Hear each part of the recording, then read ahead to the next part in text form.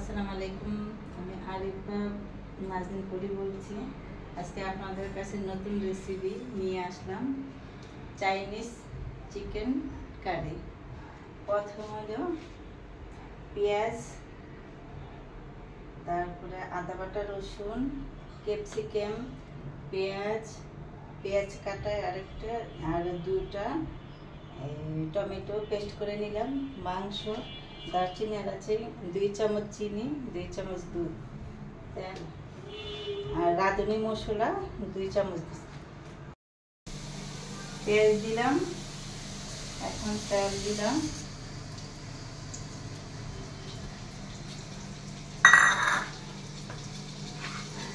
তারপরে তেজপাতা, এলাচ, দারচিনি,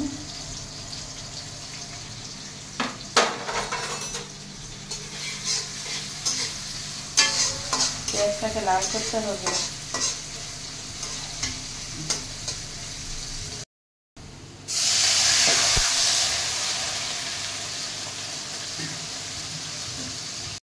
আদা, রসুন, পেঁয়াজ বাটা একটু বেশি বাটা দিতে হবে যাতে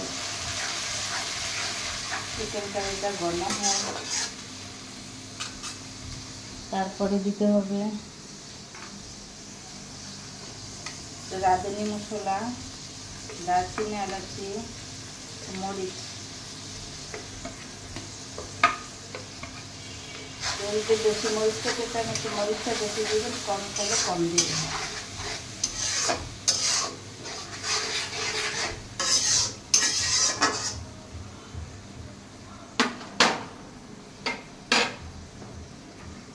আর স্বাদ মতো লবণ দিবেন।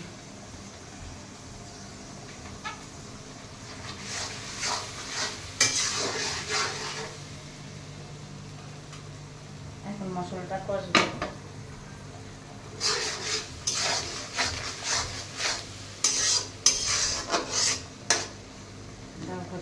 রাখলাম মশলা কমানো পর্যন্ত। মশলাটা কষে গেছে,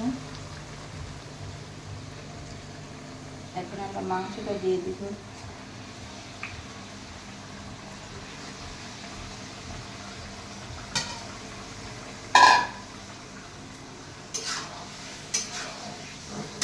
হলুদ দিবেন না,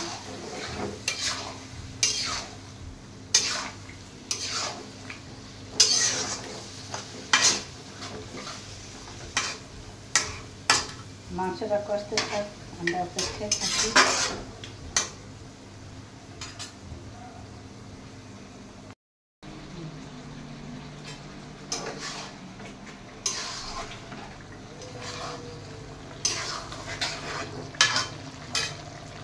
এখন আমরা টমেটোর সসটা দিয়ে দিব, পেস্ট।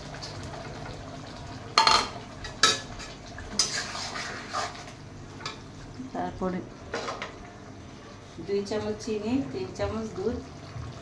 কেউ যদি লিকুইড দুধ দিতে চান সমস্যা নেই, আমার লিকুইড দুধ ছিল না তাই গুঁড়া দুধ দিয়ে দিলাম। আপনারা ট্রাই করে দেখতে পারেন, রান্নাটা অনেক মজা হয়। আমি সবসময় রান্না করি বাচ্চাদের জন্য।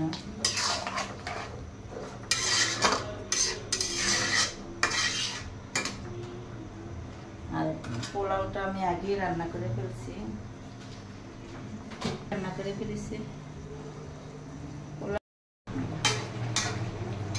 গুঁড়ো কমা পর্যন্ত আমাদের অপেক্ষা করতে হবে। দেখেন কালারটা কত সুন্দর হয়েছে।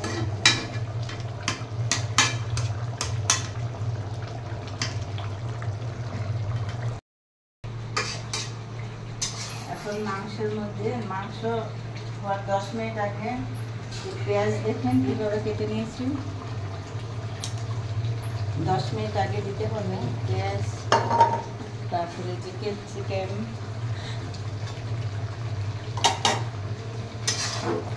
10 মিনিট রাখবেন।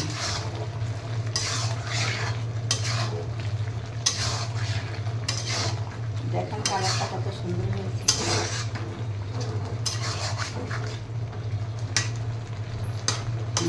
চুলাটা কমিয়ে দিই। 10 মিনিট রাখবো চুলায়। হ্যাঁ হইতে থাক, তারপরে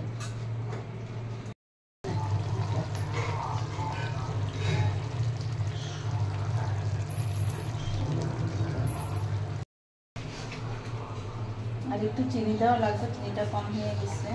আর 1 চামচ চিনি দিয়ে দিলাম, টেস্টটা একটু ভালো হবে, খেতেও মজা লাগবে। দেখেন কীরকম হয়েছে, কালারটা খুব সুন্দর হয়েছে। তবে খাবারটা বাচ্চাদের খুব পছন্দ।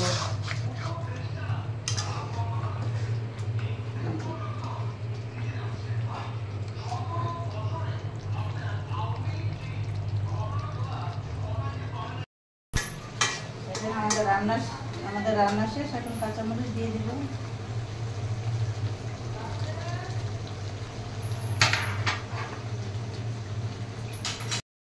এখন আমাদের রান্না শেষ, পরিবেশন করব।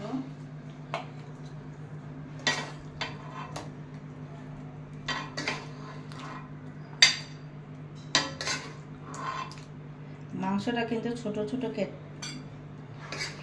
টুকরা করে নেবেন, তাহলে ভালো হবে। এই যে পরিবেশন শেষ আমার।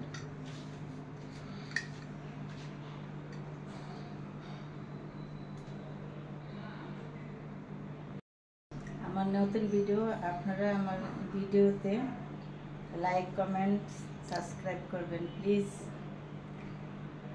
আপনাদের সাপোর্ট আমার সামনে পথ চলা, প্লিজ আমাকে সাপোর্ট করুন।